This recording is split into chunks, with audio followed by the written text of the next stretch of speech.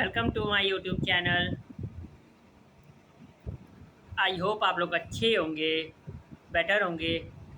आज मैं honest review दूंगा यूपीएससी प्रारंभ 2028, 2027 एंड 2029 जो प्रारंभ बैच है और उसके जो कंटेंट है यूपीएससी वाला, एनसीईआरटी वाला, इन सब का ऑनेस्ट रिव्यू और क्लासेस कैसे होती हैं, टेस्ट सीरीज हो गया, जीएस के classes, CSAT classes, optional classes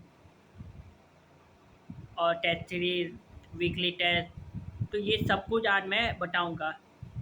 honest review आज इस वीडियो में आपको इस पूरे प्रारंभ बैच का ऑनेस्ट रिव्यू मिलेगा, ईमानदारी वाला। तो जल्दी से आप लोग आ जाइए। कंप्लीट आपको पता चलेगा कि ये प्रारंभ बैच क्या है और इसकी शुरुआत क्यों की गई है। तो शुरू करते हैं। तो सबसे पहले ये प्रारंभ बैच कब से लेके कब तक है।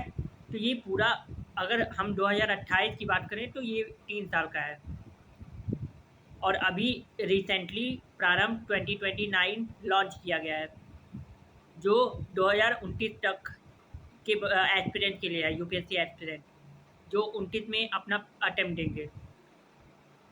तो मतलब ये 28 और 29 ये बैच अभी देखो 2026 चल रहा है, आज है 17 अप्रैल 2026।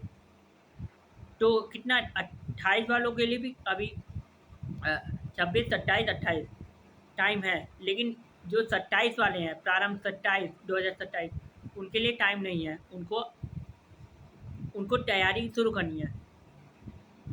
तो मैं बस ये बताना चाह रहा हूँ कि ये प्रारंभ 2028 में क्या क्या मिल रहा है। तो सबसे पहले तो एनसीईआरटी बुक्स, क्लास 6 to 12 की एनसीईआरटी की बात की जाती है ना, 40 बुक। तो वो 40 बुक नहीं पढ़नी है, मतलब क्लास 6 से लेके क्लास 12 तक की पूरी एनसीईआरटी नहीं खरीदनी है। उन सारी बुक का कंपाइलेशन मिलता है इस बुक में। एनसीईआरटी वाला 11 एनसीईआरटी वाला ही है, और जब एनसीईआरटी की बुक पढ़ ली एनसीईआरटी वाला, तो उसके ऊपर 5 वर्क बुक है। 5 यानी कि पढ़ लिया तो अब क्वेश्चन सॉल्व करो। तो 5 वर्क बुक है, तो 11 5 16 एनसीईआरटी वाला है, जिसमें से 5 वर्क बुक है। आपको दिखाता भी हूँ, रुकिए दिखा रहा हूँ। ये है एनसीईआरटी वाला एंड यूपीएससी वाला। देखो कौन कौन सी बुक है। ये नीचे जो रखी है ये है एनसीईआरटी वाला, उसके ऊपर वर्क बुक है, 5 वर्क बुक है। फ्रंट व्यू दिखाएं, फ्रंट व्यू देखिए, ये देखिए क्या क्या मिलता है। बैग मिलता है, वेलकम किट में मिलता है पूरा, सुमित सर का लेटर मिलता है और ऑफिसर किट। ये देखिए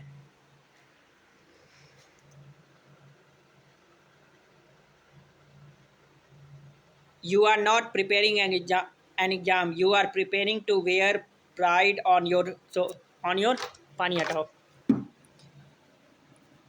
you are preparing to wear pride on your shoulder. अपने कंधे पे हम गर्व को पहनने के लिए इस एग्ज़ाम की तैयारी कर रहे हैं। यानी कि हम एग्ज़ाम की तहीं अपने कंधे पे एक जिम्मेदारी, एक सर्विस को लेने की बात कर रहे हैं, और वो है आईपीएस। देखो tag, Indian police service, Indian administrative service. LBSNAA जाने का हर एस्पिरेंट का सपना है, मसूरी में ट्रेनिंग करने का। ये सब ऑफिसर किट में। और अभी जो प्रारंभ 2029 बैच है उसमें ऑफिसर बैग, ऑफिसर किट के बदले में ऑफिसर बैग, और ऑफिसर बैग में भी यही सब चीज़ें हैं, कोई अलग से चेंज नहीं। ये मैप है, world physical map and India का फिजिकल मैप। तो ये सब है पूरा आइटम। ये एनसीईआरटी वाला बेसिक को कवर करने के लिए इनफ है। पर इस आपको क्लास 6 से लेके क्लास 6 to 12 की एनसीईआरटी पढ़ने की ज़रूरत नहीं है। ये इनफ है, पर्याप्त है पूरा, क्योंकि मैंने पढ़ी है। और ये यूपीएससी वाला ये कॉम्प्रिहेंसिव बुक है, इसके अलावा आपको कुछ नहीं चाहिए। हाँ कुछ एक्स्ट्रा चीज़ें हैं, तो वो हमें खुद को वो करना होगा, छाँटना पड़ेगा कि क्या यूपीएससी के लिए रेलेवेंस है और क्या नहीं। यानी कि जब हम नोट्स बनाएंगे बुक रीड करेंगे तो हमें खुद स्पेसिफाई करना होगा कि क्या इसमें से ज़रूरी है यूपीएससी के लिए, यूपीएससी के पॉइंट ऑफ व्यू से, कि क्या क्वेश्चन आएंगे, यूपीएससी के लिए क्या रेलेवेंस है। तो हमें खुद ने इस बुक को पढ़ के नोट्स बनाना है, और क्या नहीं पढ़ना है, मेन इम्पॉर्टेंट वही है। देखो, एक ईमानदारी वाली बात कर रहा हूँ कि ज़्यादा पढ़ना इम्पॉर्टेंट नहीं है, जितना पढ़ा उसको रिकॉल करना, उसको एनालाइज करना आँख बंद करके कि हमने अभी क्या पढ़ा। जैसे लेट्स से पॉलिटी हमने अभी एक चैप्टर ख़त्म किया है, हिस्टोरिकल बैकग्राउंड चलो ले लेते हैं इसका। तो हमने उसमें क्या क्या पढ़ा, आँख बंद करके उसको रिकॉल करें। रेगुलेटिंग एक्ट, अमेंडिंग एक्ट, मतलब ऐसे आँख बंद करके कि वो दिमाग में क्रोनोलॉजी बनाओ कि क्या क्या एक्ट लाए गए थे ब्रिटिश पार्लियामेंट के थ्रू, तो आँख बंद करके रिकॉल करना, और इन सब एक्ट में क्या क्या था।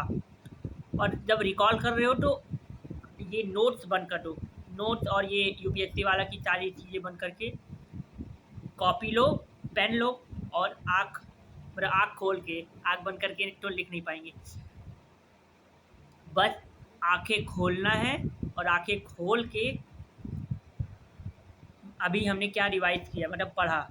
पॉलिटी में पहला chapter historical background, regulating act लिखा, कॉपी पेन लेके बिना देखे, क्योंकि लॉन्ग नोट तो अभी देखो, लॉन्ग नोट बना लो, लॉन्ग नोट, लेकिन फिर उसके बाद जब आपको रिवीजन करना होगा तो शॉर्ट नोट बना ली।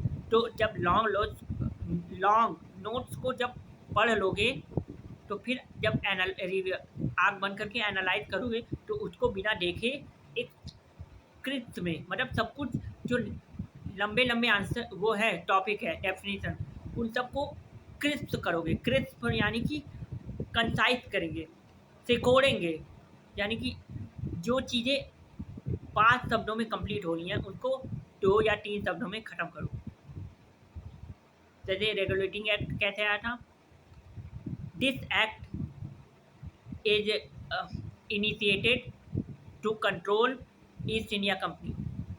तो ये एक्ट आया था, regulating act, East India company को जो इंडिया में कंट्रोल कर रही थी उसको कंट्रोल करने के लिए आया था। इसके नाम में ही है, इसका नाम रेगुलेटिंग एक्ट है, रेगुलेट करने के लिए आया था, कंट्रोल करने के लिए। तो इस एक्ट के नाम में ही छुपा है, तो आपको याद करने की ज़रूरत नहीं है, और इतना लंबा लिखने की ज़रूरत भी नहीं है कि ये दिस एक्ट इज बड़ा फला फला, तो ये सब करने की ज़रूरत भी नहीं है। आपको बस एक लाइन में, बस एक लाइन में बस पूरा लंबा पुनिंदा नहीं बनाना है। और हाँ, फ्लो चार्ट में कि पहले कंपनी रूल, फिर क्राउन रूल, मतलब एक फ्लो चार्ट नहीं होता है वैसे अपने आंसर को हमें क्रिएटिव बनाना है। क्रिएटिव मतलब जानते हो, एकदम एग्जामिनर को क्या बोलते हैं, एग्जामिनर वो हो जाए, खुश हो जाए। फ्लो चार्ट में क्रिएटिव बनाना है, और जो भी कीवर्ड है, उन सारे कीवर्ड का यूज करना है।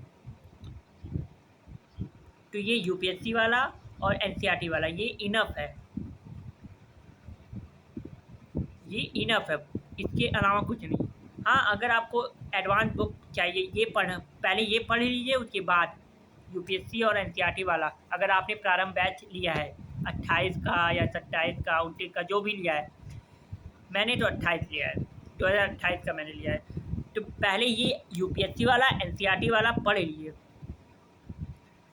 तो ये पढ़ने के बाद फिर आपको वो हिस्ट्री के लिए सतीश चंद्रा जो भी है, और पॉलिटी के लिए लक्ष्मीकांत, ये सब उसके बाद पहले ये पढ़ लें, यूपीएससी वाला, एनसीईआरटी वाला, इनको पढ़ के इसमें से हम कंटेंट को छांट लें कि क्या ज़रूरी है और क्या नहीं।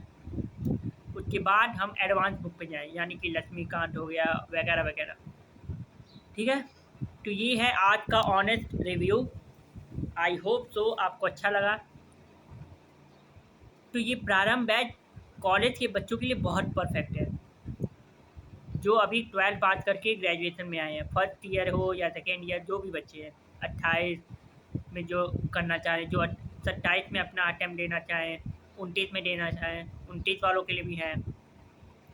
तो ये पीडब्ल्यू ने रिवॉल्यूशन लाया है ये प्रारंभ बैच को लाके, वो भी ऑनलाइन, घर बैठे बैठे, मतलब कॉलेज भी करो, कॉलेज वैसे भी कहाँ बच्चे कॉलेज जाते हैं, तो और क्लासेज आपकी सुबह में नहीं है, शाम में है, शाम में 5 बजे।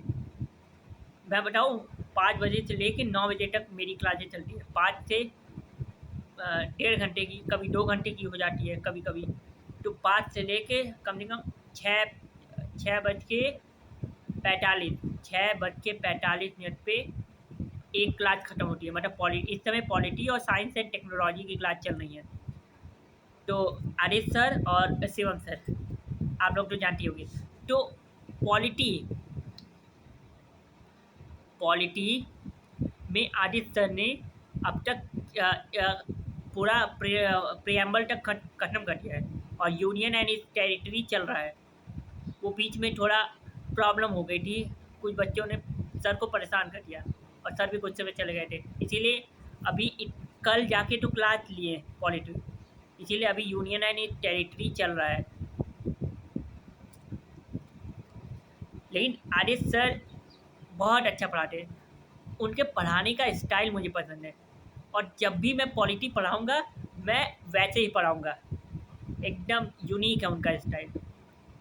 भले ही किसी बच्चे को अच्छा लगे या ना लगे, लेकिन उनका स्टाइल मुझे आदित्य सर, और किसको आदित्य सर का पढ़ाने का स्टाइल अच्छा लगता है आप लोग भी मुझे बताइए कमेंट में, ठीक है।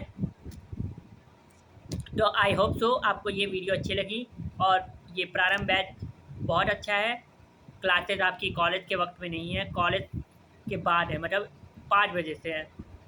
तो कॉलेज और प्लस प्रारंभ आपका अच्छे से हो, और मैं उम्मीद करता हूँ कि जितने भी प्रारंभ बैच को लिया है, जो भी बच्चा प्रारंभ बैच लिया है, वो यूपीएससी फोड़ देगा यूपीएससी। मैं भगवान से मनाऊंगा कि वो यूपीएससी फोड़ेगा, भले मैं ना फोड़ूं, लेकिन वो बच्चा ज़रूर फोड़ेगा, ठीक है।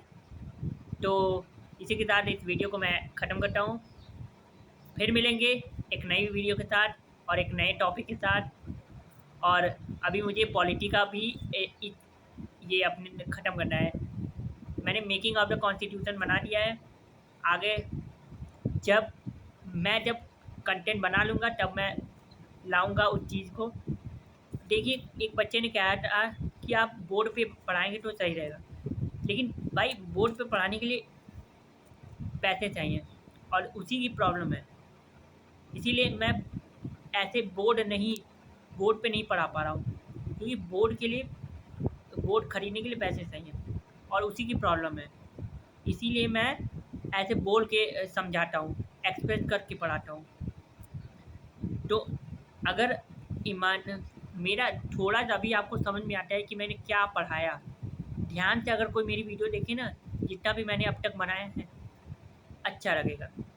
तो इसी के साथ मैं ख़त्म करता हूँ इस वीडियो को। जय हिंद, जय Bharat, thank you so much.